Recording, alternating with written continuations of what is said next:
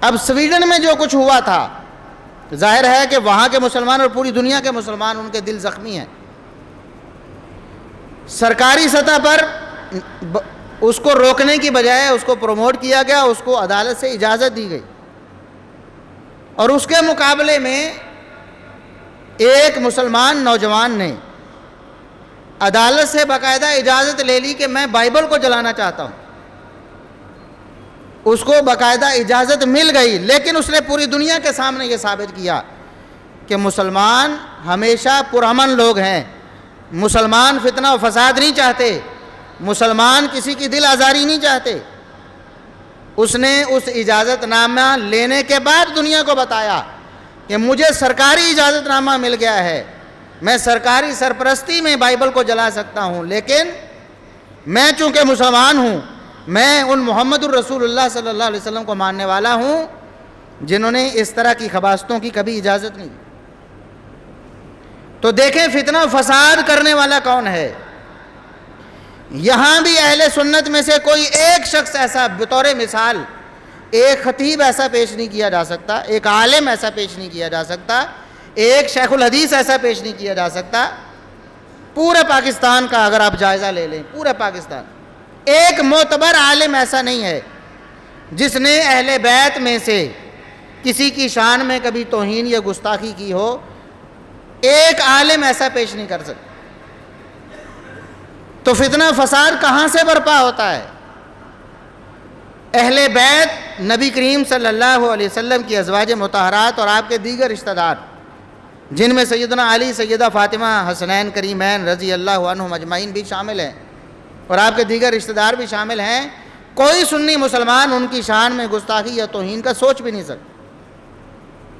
پھر جو لوگ اس بل کے خلاف ہیں، اگر کوئی شخص بدبخت، دنیا میں چند ایک ایسے نمونے موجود ہیں، اور یہ بھی اللہ رب العزت کی حکمت ہے نا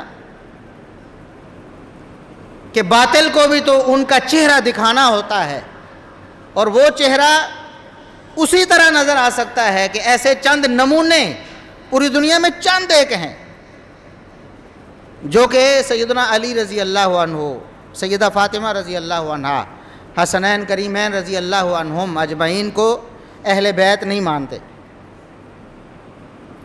آپ حیران ہوں گے کہ جن کو یہ ہمیشہ کوستے رہتے ہیں، جن کو گالیاں دیتے ہیں، جن اہل سنت کو یہ نعوذ باللہ اہل بیت کا گستاخ کہتے ہیں، وہ ان کو اہل بیت مان کر ان کا ادب اور احترام لازم مانتے ہیں.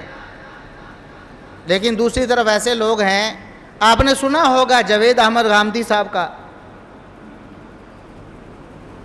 جناب غامدی صاحب ان چاروں افراد کو، سیدنا علی رضی اللہ عنہ کو، سیدہ فاطمہ رضی اللہ عنہا کو، حسنین کریمین رضی اللہ عنہما کو، ان چاروں کو وہ اہل بیت مانتے.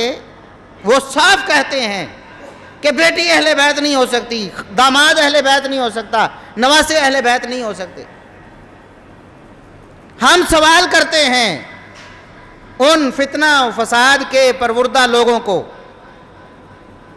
کہ بتاؤ، اگر تم یہ کہتے ہو کہ یہ بل جو صحابہ کرام کی ناموس کے تحفظ کے لیے اور اہل بیت کی ناموس کے تحفظ کے لیے بنایا گیا ہے، اس کا مقصد یہ ہے کہ جو صحابہ نہیں ہیں ان کو صحابہ بنا دیا جائے، تو پھر اگر غامدی صاحب آپ سے کہیں کہ آپ جو اہل بیت کا نام لیتے ہو، آپ اس لیے لیتے ہو کہ جو اہل بیت نہیں ہیں ان کو اہل بیت بنا دو، پھر آپ کے پاس جواب کیا ہوگا؟ دنیا میں اگرچہ کچھ لوگ ایسے ہیں، لیکن رافضیوں کے مقابلے میں ایسے بدبخت بھی ہیں کہ رافضی اگر صحابہ کی صحابیت کا انکار کرتے ہیں تو وہ بدبخت اہل بیت کے اہل بیت ہونے کا بھی انکار کرتے. پھر فیصلہ کیسے ہوگا؟ پھر فتنہ و فساد ختم کیسے ہوگا؟ کوئی اٹھے گا؟ پاکستان میں غامدی صاحب کے ماننے والوں کی تعداد بھی بہت زیادہ ہے، ہزاروں سے بڑھ کے لاکھوں میں ہے. وہ غامدی صاحب کے بتائے ہوئے اصول کے مطابق ان چاروں بزرگ ہستیوں کو اہل بیت میں شامل نہیں سمجھتے. تو کیا وہ بھی یہ دعویٰ کر سکتے ہیں کہ اہل بیت کا یہ جھوٹا نام لیتے ہیں اس لیے کہ اہل بیت جو نہیں ہے ان کو اہل بیت بنایا جا سکے؟ فتنہ فساد کی جڑ سمجھیں کہاں ہے۔ اور ابھی ہمارے پاکستان میں، ملک میں، ابھی جڑاں میں جو واقعہ رونما ہوا ہے، قرآن کریم کے اوراق کی بے حرمتی کی گئی، ہمارے دین اسلام کی، ہمارے نبی کریم صلی اللہ علیہ وسلم کی توہین کی گئی سرے بازار، اور اس پر پھر کچھ لوگوں نے اشتعال میں آ کر ایسا کام کیا جس کی قطعاً حمایت نہیں کی جا سکتی۔ مثال کے طور پر ان کے چرچ کو جلا دیا، ان کے گھروں کو ڈھا دیا، جلانے کی کوشش کی، عیسائی آبادی پر حملہ کرنے کی کوشش کی۔ آپ کو پورے پاکستان میں ایک عالم ایسا نہیں ملے گا، ایک عالم نام لیں، ایک معتبر عالم کسی بھی مکتبہ فکر سے ہو جس نے اس کام کی تائید کی ہو یا جو کہتا ہو کہ جو ہوا اچھا ہوا۔ سب اس کی مذمت کر رہے ہیں، لیکن اس کے مقابلے میں آپ دنیا کفر کو دیکھیں کہ جس وجہ سے یہ اشتعال ہوا، قرآن کریم اور رسول اللہ صلی اللہ علیہ وسلم کی توہین جو ہوئی، اس پر کسی نے بولا ہو۔ اب اقلیت کے نام پہ سیاست کر رہے ہیں، دنیا کی بہت سی قوتیں سیاست کر رہی کہ پاکستان میں اقلیتوں کے حقوق کو تحفظ حاصل نہیں ہے، حالانکہ خود اخبارات یہ بیان کر رہے ہیں۔ آج بھی آپ اخبار اٹھا کے دیکھیں، آج کا تازہ اخبار، کل کا اخبار، خود عیسائی پادری نے بول کر کہا ہے کہ مسلمان آبادی میں بہت سے ایسے لوگ تھے جنہوں نے ہماری عیسائی آبادی کو بچانے میں کردار ادا کیا۔ کئی مسلمانوں نے اپنے گھروں کے دروازے کھول کر عیسائی عورتوں کو اپنے گھروں میں پناہ دی اور ان کی جان اور ان کی آبرو کے تحفظ کا ذمہ اٹھایا۔ یہ مسلمان تھے، لیکن منافقت دیکھیں کہ مسلمانوں کے اس قابل تحسین عمل کی تحسین نہیں ہو رہی۔ پروپیگنڈا ایک ہی کیا جا رہا ہے کہ مسلمانوں کے ہاں اقلیتوں کے حقوق کا تحفظ نہیں ہے، جبکہ خود سویڈن میں جو کچھ ہوا، اس سے پہلے ڈنمارک میں جو کچھ ہوا، اس سے پہلے دیگر مغربی اور دیگر ممالک میں جو کچھ ہو رہا ہے، وہ صریحاً مسلمانوں کے حقوق کی پامالی تھی، اور اشد ترین پامالی، لیکن اس پر کوئی نہیں بول رہا۔ اور ہمارے ہاں جو لنڈے کے لبرلز ہیں، وہ بھی اب اس واقعے کو ایشو بنا کر مسلمانوں کو، علماء کو، دین کو بدنام کرنے کی کوشش کر رہے ہیں کہ دیکھیں یہ مسلمان انتہا پسند ہوتے ہیں، مسلمان دہشت گرد ہوتے ہیں، مسلمان عبادت گاہوں کو جلاتے ہیں۔ بھئی جنہوں نے جلایا ہے وہ دین کو جاننے والے نہیں تھے، وہ بدبخت، وہ فتنہ پرور لوگ، ان کا دین سے کوئی تعلق نہیں، اور یہی وجہ ہے کوئی دینی جماعت، کوئی معتبر عالم ان کی پشت پر کھڑا نہیں ہے کہ انہوں نے ٹھیک کیا۔ لیکن اس کے اسباب کا جائزہ لیں۔ سب سے پہلے یہ دیکھیں ہماری انتظامیہ کی نااہلی، اور اس انتظامیہ میں بھی اس علاقے کا جو بڑا افسر ہے وہ خود عیسائی ہے۔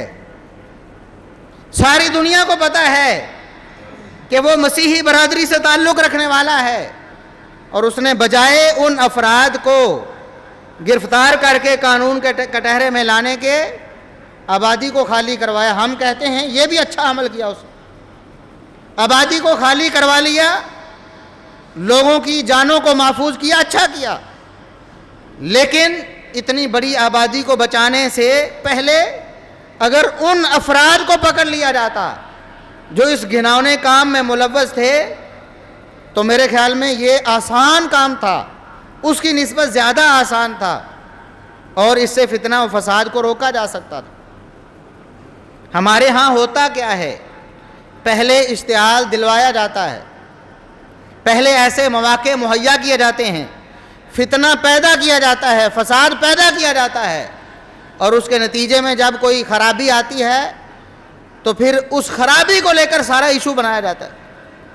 پھر ڈھنڈورا یہ پیٹا جاتا ہے کہ اشتعال میں آنے والے غلط ہیں. ہم یہ نہیں کہتے کہ وہ صحیح ہیں، لیکن یہ تو دیکھیں کہ فتنہ و فساد کی جڑ کہاں ہے. آپ کو خود اندازہ ہو جائے گا. آپ دیکھیں مسلمان پوری دنیا میں آباد ہیں، ایسے ممالک میں جہاں عیسائیت بطور مذہب رائج ہے، جہاں کے حکمران عیسائی ہیں، وہاں پر جس طرح ہمارے ہاں مسلمان حکمران ہیں، ہمارا آئین نام کی حد تک ہی کم از کم اسلامی ہے، وہاں بھی عیسائی حکمران ہیں. ان کا جو آئین ہے وہ عیسائیت کا پرتو ہے. جس طرح ہمارے ہاں یہاں ہوتا ہے. آپ نے پہلے آسیہ مسیح کا کیس سنا، اس کے بارے میں پڑھا. نچلی ساری عدالتوں نے ہائی کورٹ تک اس کے جرم کو برقرار رکھا اور تسلیم کیا شواہد اور دلائل کی موجودگی میں کہ واقعی اس خبیث ملعونہ نے رسول اللہ صلی اللہ علیہ وسلم کی شان میں توہین کا ارتکاب کیا تھا. لیکن سپریم کورٹ میں جا کر ساری دنیا کو معلوم ہے کہ وہاں کیا ہوا. ہمارا چیف جسٹس پہلے سے طے کر کے آیا تھا، باہر بیٹھ کے ہمارے حکمران طے کر کے آئے تھے کہ آپ بے فکر ہو جائیں. اس کی فوٹیجز بعد میں دنیا نے دیکھی، سوشل میڈیا پہ وائرل ہوئی کہ باقاعدہ طور پر غیر مسلم حکمرانوں کو یہ تسلی کرائی گئی کہ آپ بے فکر ہو جائیں، آپ کی خاتون کو کچھ نہیں ہونے دیں گے، ہم اس کو بحفاظت باہر بھیجیں. اور پھر دنیا نے دیکھا کہ جو کیس اتنا سٹرونگ اور مضبوط تھا دلائل اور شواہد کی روشنی میں کہ سارے لوئر کورٹس میں بغیر کسی ہچکچاہٹ کے اس کو توہین کا کیس قرار دیا گیا. سپریم کورٹ نے اجلت میں بغیر دلائل سنے اچانک فیصلہ کر دیا کہ وہ اس کیس سے بری ہے، اس نے توہین نہیں کی ہے. اور پھر راتوں رات اس کو چپ کر کے باہر بھیج دیا گیا. یہ کیس بھی پاکستان میں رونما ہوا اور اس سے پہلے بھی کتنے ایسے واقعات رونما ہو چکے ہیں. اور ابھی یہ واقعہ تازہ جس میں صراحتاً دلائل اور شواہد موجود ہیں، توہین بدترین توہین کی گئی، لیکن اس پر کوئی اپنے لب نہیں ہلائے گا. غیر مسلم ممالک عیسائی حکمران اس بات کو تسلیم نہیں کریں گے کہ ہمارے لوگوں کی خباثت ہے اور ان کی یہ بہت بڑی غلطی ہے، بہت بڑا جرم ہے کہ انہوں نے فتنہ و فساد پھیلانے کی کوشش کی ہے ملک پاکستان. اس کے برعکس تاریخ اٹھائیں آپ، غیر مسلم ممالک کی، مسلمان وہاں آباد ہیں، اقلیت میں ہیں. کسی مسلمان نے کبھی بائبل کو جلایا ہو، تورات کو جلایا ہو، انجیل کو جلایا ہو، کسی اور مقدس کتاب کو اس نے جلایا ہو، کوئی ایسا مذہبی جنونی پیدا ہوا ہو جس نے ان مذاہب کی یا ان مذاہب کے انبیاء کی نعوذ باللہ توہین کی ہو، کوئی ایک کیس سامنے ہمارے پیش کرے. اور جہاں مسلمان اقلیت میں ہیں ان کی تو بات الگ ہے. اکثریت والے جو مسلم اکثریت والے ممالک ہیں، پاکستان دیکھیں آپ، ہاں اشتعال میں آ کر کبھی ایسا معاملہ ہوا غلط طور پر کسی عیسائی کو قتل کر دیا گیا ہو، یہ الگ بات ہے. مسلمان بھی قتل ہوتے رہتے ہیں. آپس میں کوئی ذاتی رنجش تھی اور کسی نے اس کو مذہبی جامہ پہنانے کی کوشش کی ہو، الگ بات ہے. افراد کا افراد کے ساتھ لڑائی جھگڑا ہر جگہ ہوتا ہے، لیکن کسی مسلمان نے کسی نبی کی توہین کر دی ہو، نعوذ باللہ عیسیٰ علیہ السلام کے بارے میں کوئی برا بول دیا ہو، موسیٰ علیہ السلام کے بارے میں کچھ ایسا بولا ہو، تورات انجیل یا کسی مقدس کتاب کی کوئی گستاخی کی ہو، کوئی ایک مثال پیش نہیں کر سکتا. اس سے بڑی کیا دلیل ہے مسلمانوں کے پرامن ہونے کی؟ فتنہ و فساد کہاں سے پیدا ہوتا ہے، اس کی جڑوں کو تلاش کریں. اور یہ ہماری ذمہ داری ہے کہ ہم اس معاملے کو اجاگر کریں. سب سے پہلے تو وہ جنونی، وہ جہلا کا ٹولہ جو ہر موقع پر ہمارے ملک اور ہمارے دین کو بدنام کرنے کی کوشش کرتا ہے، بلکہ میں تو کہتا ہوں وہ اسلام دشمن قوتوں کے ہاتھوں استعمال ہوتا ہے، ایسی حرکت کرتا ہے جس کی وجہ سے ہمارا دین اور ہمارا ملک دونوں بدنام ہوتے. یہ اسلام کے خیر خواہ نہیں ہیں. ہم کہتے ہیں کہ قانون حرکت میں آئے, جو گستاخ ہیں, توہین کرنے والے ہیں, ان کا بھی کڑا احتساب ہو, دنیا کو نظر آئے, مسلمانوں کو پتہ چلے کہ واقعی ہمارے ادارے, ہماری عدالتیں اور ہمارا جو سسٹم ہے وہ گستاخوں کو پناہ دینے والا نہیں. میک شور کریں, ہمیں انصاف نظر آئے. اور پھر جو ایسے لوگ ہیں جو اس موقع سے فائدہ اٹھا کر بجائے اس کے کہ مسلمانوں کو ہمدردی حاصل ہوتی, مسلمانوں کو امن پسند اور صلح جو سمجھا جاتا, اس موقع پر مسلمانوں کو بدنام کرتے ہیں, قانون کو اپنے ہاتھ میں لیتے ہیں. ان کا بھی کڑا احتساب کیا جائے, ان کو بھی قرار واقعی سزا دی جائے, اور گستاخوں کو بھی اور مفسدین کو بھی ایسی عبرتناک مثال بنا دیا جائے کہ آئندہ اس ملک پاکستان میں نہ کوئی توہین کرنے کا سوچے اور نہ کوئی قانون کو ہاتھ میں لینے کا سوچے. ہم بارہا دفعہ اس سٹیج سے یہ بات بیان کر چکے ہیں. کتاب و سنت کی روشنی میں ہمارا منہج یہ ہے, ہمارا طریقہ یہ ہے کہ اسلامی حکومت میں کسی شخص کو قانون ہاتھ میں لینے کی اجازت نہیں. کتنا بڑے سے بڑا جرم سرزد ہو جائے اس کی یہ ذمہ داری نہیں ہے, ورنہ تو ہر مسلمان اس کے پاس کوئی نہ کوئی وجہ جواز ہوگی. کسی دوسرے مسلمان کا یا کسی دوسرے انسان کا وہ ناحق خون چوسے گا, اپنی کسی ذاتی اناد کی وجہ سے, دشمنی کی وجہ سے کوئی نہ کوئی بہانہ بنائے گا. کون کسے روکے گا اور کون کس کے دلائل کو پرکھے گا؟ ہمارے ہاں عدالتیں موجود ہیں, اگرچہ ہماری عدالتیں صحیح فیصلے نہیں کرتی ہیں, بہت سارے مواقع پر گستاخان کو رعایت دی جاتی ہے, لیکن ہمارے بس میں جو ہے ہم نے وہی کرنا ہے. ہم نے قانون کا دروازہ کھٹکھٹانا ہے, ہم نے دلائل اور شواہد بہم پہنچانے ہیں. اس کے بعد ان بدبختوں کا معاملہ ہے, قیامت کے دن محمد الرسول اللہ صلی اللہ علیہ وسلم کو کیا منہ دکھائیں گے؟ مسلمان ہیں, مسلمانوں کے قاضی اور جسٹس بنے ہیں, مسلمانوں کے منصف بنے ہیں, مسلمانوں کے ٹیکسوں پہ پلنے والے, اور مسلمانوں کے ٹیکسوں پہ پل کر ان کا خون چوس کر اتنی مراعات لے کر غیر مسلموں سے ڈالر لے کر مسلمانوں کی پیٹھ میں چھرا گھونپنے والے, ان کا انجام بہت برا ہونے والا ہے. دنیا آخرت میں رسوائی ان کا مقدر بننے والی ہے. ہمارے بس میں جو ہے ہم نے وہ کرنا ہے, قانون کو ہاتھ میں نہیں لینا, ورنہ ہمارے ملک میں اللہ رب العزت سے مقدس اور معتبر کوئی ہستی اس کائنات میں نہیں.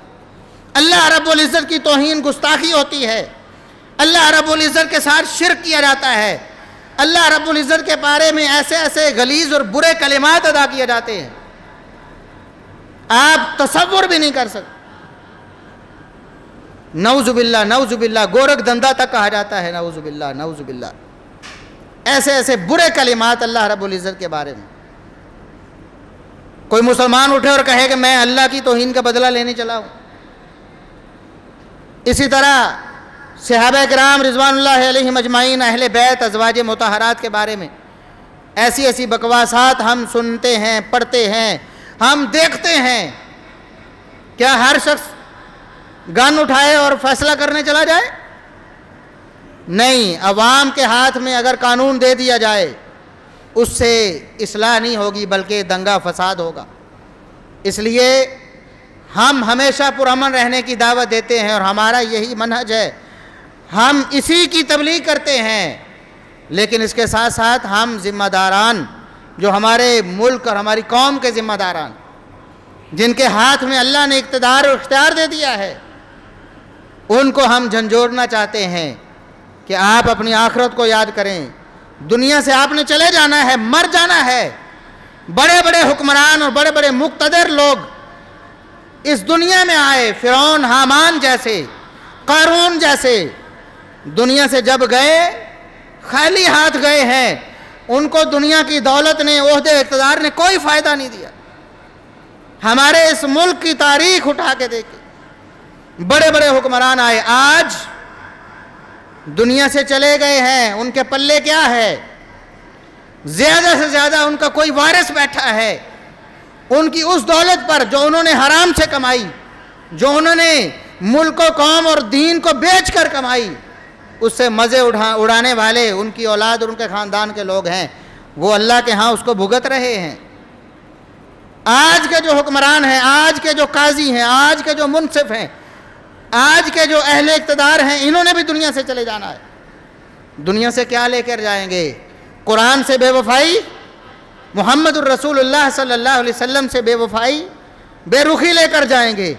ہمارے ملک سے دغا اور فراڈ اور فساد اور دنگا کرانے کا کریڈٹ لے کر دنیا سے جائیں گے۔ انہیں اپنی ذمہ داری کو سمجھنا ہوگا، اور ہمیں اپنے جو نمائندے ہیں جن کو ہم ووٹ دیتے ہیں، جن کو ہم ایوانوں میں بھیجتے ہیں، ان کو ہمیں ان سے مطالبہ کرنا ہوگا کہ آپ اپنی ذمہ داریاں کیوں ادا نہیں کر۔ اب دیکھیں یہ قانون پاس ہوتے ہیں، پاس ہو گیا، ایک ایوان سے دوسرے ایوان سے تیسری جگہ پر جا کے اٹک گیا۔ کون ذمہ دار ہے؟ کون ذمہ دار ہے؟ اب ظاہر ہے کہ اگلی کابینہ بھی آئی ہے، کیا یہ مسلمان نہیں ہے؟ کیا یہ قرآن کو ماننے والے نہیں ہیں؟ کیا یہ صحابہ کو ماننے والے، کیا اہل بیت کو ماننے والے نہیں ہیں؟ ان کی ذمہ داری بنتی ہے کہ اگر صدر دستخط نہیں کرتا، وہ دوبارہ سے اس قانون کو منظور کریں۔ بغیر صدر کے دستخط کے قانون بن سکتا ہے۔ کون ہے اپنی ذمہ داری کو سمجھنے والا؟ نہ ہم عوام اپنی ذمہ داریوں کو سمجھتے ہیں۔ ہم ووٹ دیتے وقت، ہم کسی کو منتخب کرتے وقت اپنی برادری دیکھ رہے ہوتے ہیں، کوئی مال دولت دیکھ رہا ہوتا ہے، کوئی گلی سڑک دیکھ رہا ہوتا ہے، کوئی ترقیاتی کاموں کو دیکھ رہا ہوتا ہے۔ ہماری ترجیح اگر دین بن جائے، ہماری ترجیح اگر اسلام بن جائے، اگر محمد الرسول اللہ صلی اللہ علیہ وسلم کی ناموس ہماری ترجیح بن جائے، سوال ہی پیدا نہیں ہوتا کہ ان حالات سے ہم دوچار ہوں جن حالات سے آج ہم دوچار۔ امت مسلمہ بطور مجموعی اور ہمارا یہ ملک پاکستان آج آہستہ آہستہ تنزلی کی طرف جا رہا ہے، ذلت کی طرف جا رہا ہے، معاشی طور پر، معاشرتی طور پر، ہر اعتبار سے۔ وجہ کیا ہے؟ ہم نے دیکھا ہی نہیں، ہم نے سمجھا ہی نہیں۔ نہ حکمران اپنی ذمہ داریوں کو پورا کرتے ہیں اور نہ ہم عوام اپنی ذمہ داریوں کو پورا کرتے ہیں۔ اللہ سے دعا ہے کہ اللہ رب العزت ہمیں ہر قسم کے فتنے اور فساد سے محفوظ فرمائے۔ اللہ رب العزت ہمارے اس ملک کو اور پوری اسلامی دنیا کو اللہ رب العزت امن عطا فرمائے، اللہ رب العزت خوشحالی اور ترقی عطا فرمائے۔ وآخر دعوانا ان الحمد للہ رب العالمین۔